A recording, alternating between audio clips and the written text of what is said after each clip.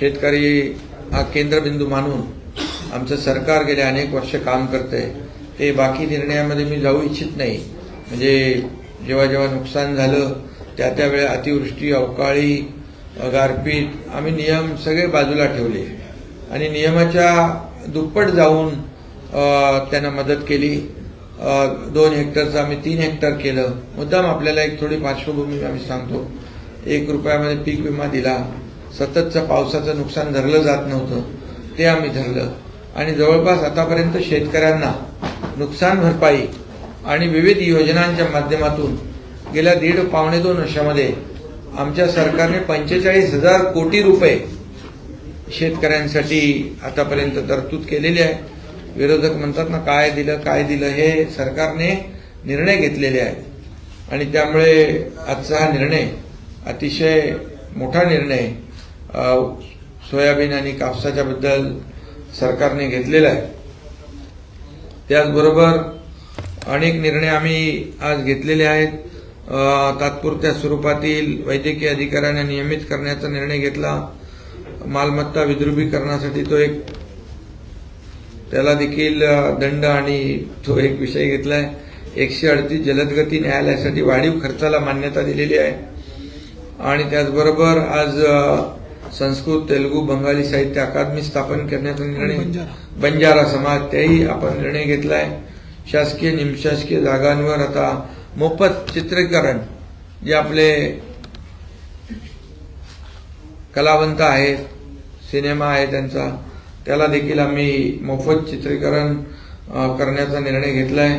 विणकर समाजासाठी आर्थिक विकास महामंडळ त्याला 50 कोटीची तरतूद केली आहे। त्याचबरोबर संत भोजलिंग काका सुतार समाज आर्थिक विकास महामंडळ तेही स्थापन करण्याचा निर्णय घेतलाय। पुण्यश्लोक अहिल्यादेवी महाराष्ट्र शेळी मेंढी विकास महामंडळाच्या भाग भांडवलात देखील भरीव वाढ करण्याचा निर्णय घेतलाय। हाताने मैला उचलण्याच्या प्रथेचे उच्चाटन करण्याच्या दृष्टीने रोबोटिक स्वच्छता यंत्रे असलेली मॅन होलकडून मशीन होलकडे जाणारी योजना त्याचा देखील आम्ही आज निर्णय घेतलाय। संगणक गुन्हे तातडीने निकाली काढण्याचा निर्णय घेतलाय। त्यामध्ये सेमी ऑटोमेटेड प्रोसेसिंग प्रकल्प गृह विभागाच्या माध्यमातून राबवला जाईल। राज्य पोलीस दलात आर्टिफिशियल इंटेलिजन्सचा वापर करण्याचा निर्णय घेतलेला आहे। ऑटो रिक्षा टॅक्सी चालकांसाठी कल्याणकारी महामंडळ स्थापन करण्याचा निर्णय घेतलेला आहे। त्याला एक वेळचं 50 कोटीचं एक अनुदान तरतूद केलेली आहे।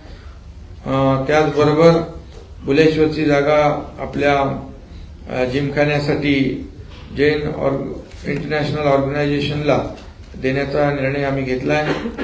त्याचबरोबर संगणकीय न्याय सहाय्यक विज्ञान उत्कृष्टता केंद्र म्हणजे गुन्ह्यांची वेगाने उकल व्हावी, फॉरेन्सिक लॅब तो देखील आम्ही निर्णय घेतलाय। वृद्ध साहित्यिक कलाकार जे आहे त्यांना अतिशय कमी अनुदान होतं, मानधन होतं, म्हणजे 2,500 होतं, 2,100 होतं, 3,300 होतं, त्यांना आम्ही सरसकट 5,000 रुपये मानधन करण्याचा निर्णय आम्ही घेतलेला आहे।